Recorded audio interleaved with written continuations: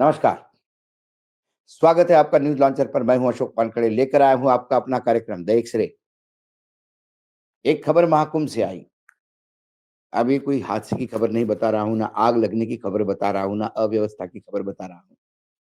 क्योंकि अब महाकुंभ प्रयागराज का 2025 का बोलते ही ये सारे शब्द साथ में जुड़ जाते हैं। लेकिन ये खबर अलग है। भारत को सनातनी राष्ट्र बनाने के लिए साधु संत दंड सन्यासियों के अभियान के बाद 5.5 लाख भारत के गाँव को या गाँव में ऋषि संविधान लागू होगा। ऋषि संविधान, इसके पहले एक अलग संविधान बनने की बात हमने की थी। 5.5 लाख गाँव में यदि ऋषि संविधान लागू होता है, तो उसके मायने क्या है? जब मैंने एक्स-रे से देखा, तो मुझे बहुत सारी चीज़ें देखने को मिली। सही मायने में इसकी नींव जो है, बहुत पहले डली थी। करीब-करीब 2001 में,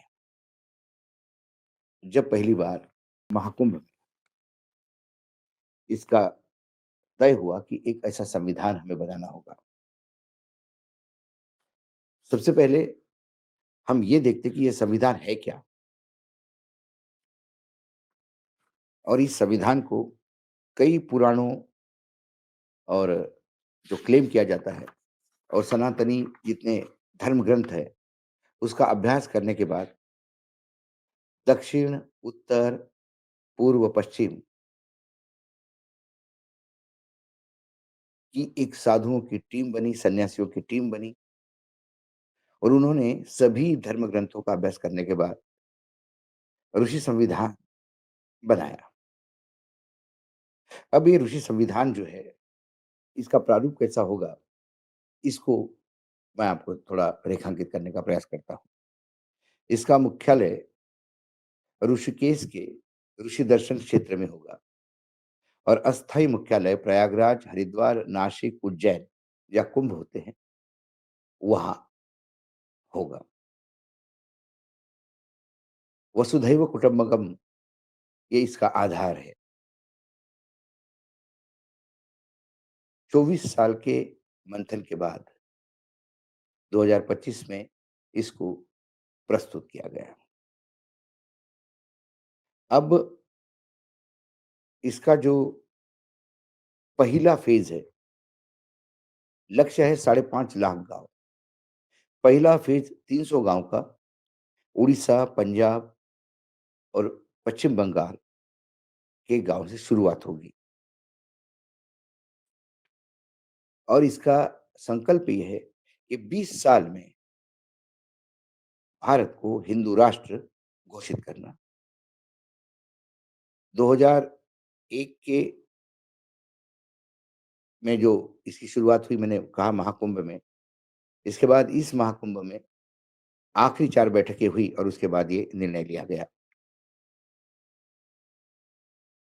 हर गाँव में ग्राम देवता को आधार बनाकर ब्लॉक, तहसील, जनपद को लेके संरचना की गई है। ग्राम देवता की पूजा अर्चना ये कंपल्सरी है, अनिवार्य है। उसके बाद इसकी जो इकाइयाँ बनाई हैं, पहली इकाई इसकी ऋषि है।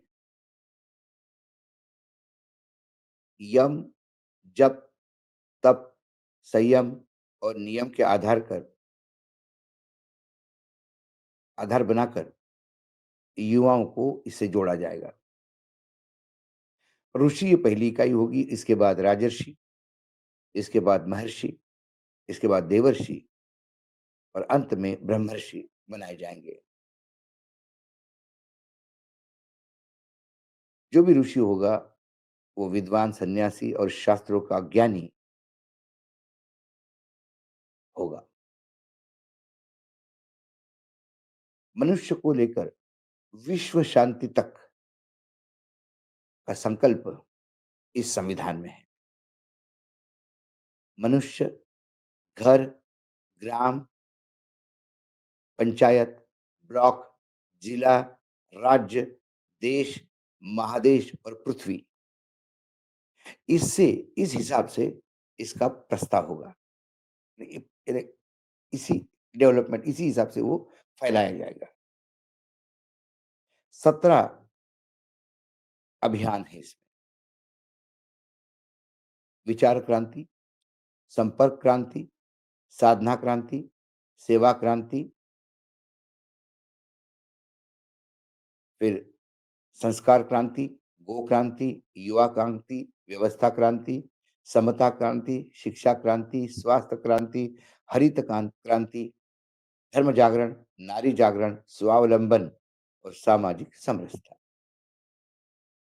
अब ब्रह्मर्षि जो है, इसकी घोषणा प्रयाग के महाकुंभ में होगी। महर्षि की घोषणा अर्ध कुंभ में होगी, हरिद्वार के। राजश्री नासिक के कुंभ में, ऋषि उज्जैन के कुंभ में घोषित होंगे। आचार्य प्रयागराज के कुंभ में, धर्म रक्षक हरिद्वार के कुंभ में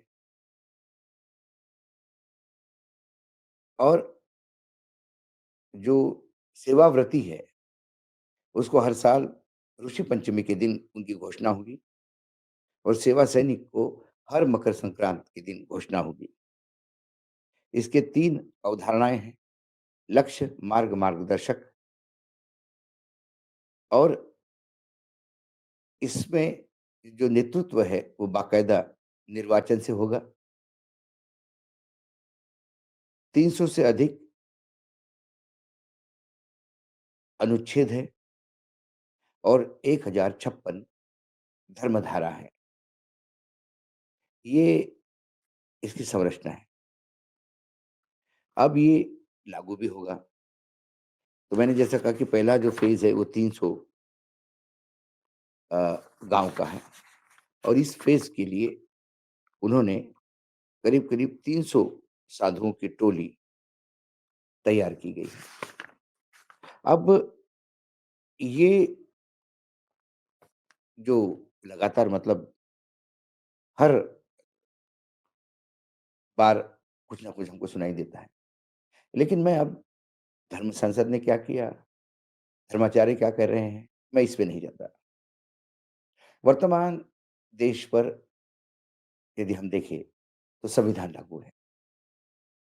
जो संविधान सभा ने पारित किया और इन्हीं देश के लोगों ने अपने आप को अर्पित किया। बाबा साहेब आम्बेडकर की अध्यक्षता में बड़ी बनी एक पूरी समिति ने इस संविधान की ड्राफ्टिंग की और विश्व का एक बेहतरीन संविधान ये कहा जाता है।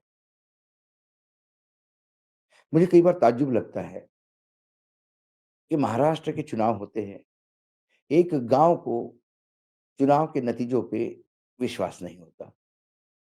वो फिर एक बार अपना विश्वास परखने के लिए एक मॉक पोलिंग जैसे बच्चों का खेल होता है, वैसा मॉक पोलिंग गाँव में करवाना चाहते हैं, जिसके निर्णय आने पर कोई चुनावी निर्णय पे ना इम्पैक्ट होता, ना उसको कानूनी वैधता थी। लेकिन सरकार इतनी डरी कि संविधान के नाम पे और राष्ट्रद्रोह और ये गलत काम हो रहा है के नाम पे पूरे गाँव को पुलिस की छावनी बना दिया और मॉक पोल तक नहीं होने दिया। जिस देश में कोई गाँव के लोग चुनावी मशीनों के निर्णयों के खिलाफ अपने आप की संतुष्टि के लिए स्वयं के खर्चे से, स्वयं की व्यवस्था में यदि एक बैलेट पेपर छाप के अपना गाँव में पोलिंग करना चाहता है, तो वो संविधान के खिलाफ होता है। वो राष्ट्र विरोधी माना जाता है। लेकिन एक संविधान के जगह पे दूसरा संविधान लागू करने की बात हो रही है। 5.5 लाख गाँव का लक्ष्य हो रहा है। 300 गाँव का पहला पायलट प्रोजेक्ट लॉन्च हो गया है। 300 साधुओं की टोली चिन्हित हुई है। वो जाके कब करेंगे? इसकी सारी धाराएँ लोगों के सामने हैं। राष्ट्र हिंदू घोषित करना 2035 के पहले ये संकल्प लिया जाता है। ये सब कुछ इसी संविधान के नाक के नीचे होता है और वो ना राष्ट्रद्रोह माना जाता है, ना गलत माना जाता है। तो ऐसे सरकार को हम क्या कहें? क्या ये दोगली नीति नहीं है?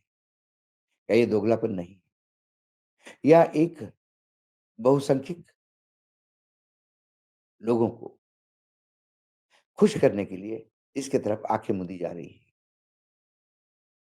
संविधान के खिलाफ जो भी काम करेगा, वो राष्ट्रद्रोह का काम है, ऐसा मुझे लगता है। लेकिन फिर महाकुंभ में निकला हुआ ये ऋषि संविधान को राष्ट्रद्रोह कहने की औकात क्या वर्तमान नेतृत्व में है? क्योंकि इसी चीज़ को हवा देकर वो सत्ता में बैठे हैं। 20-80 की बात करके ये लोग सत्ता में बैठे हैं। कुल मिला के ये नई शुरुआत है और ऐसी ही चलती रही, तो दोस्तों मान लीजिएगा 5.5 लाख गाँव के बाद बचा हुआ हिंदुस्तान इस संविधान के नीचे आने में कोई समय नहीं लगेगा। फिर लंबाई स इंतज़ार करने की ज़रूरत भी नहीं है। ऐसे ही चुनाव आयोग चलता रहा, ऐसे ही सिस्टम चलती रही, ऐसा ही विपक्ष चलता रहा। तो 2029 के चुनाव ही बीजेपी 500 पार जाएगी और साधुओं का जो काम अभी साधुओं ने शुरू किया, वो अपने हाथ में लेके ये संविधान लागू करने में उन्हें समय नहीं लगेगा।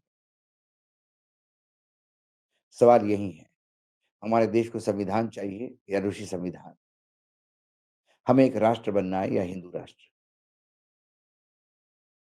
जब मैं एक से देखता हूँ तो मुझे एक बहुत लंबा षड्यंत्र दिखाई देता है इस संविधान को हटाने का, फिर वही पुरानी वर्ण व्यवस्था लागू करने का, फिर वही 500 साल पुरानी या 300 साल पुरानी समाज की संरचना को फिर से सामने लाने का। आज एक सिर में इतना ही, कल फिर आता हूँ किसी विषय के साथ, तब तक के लिए नमस्कार, देखते रहिएगा न्यूज़ लॉन्चर।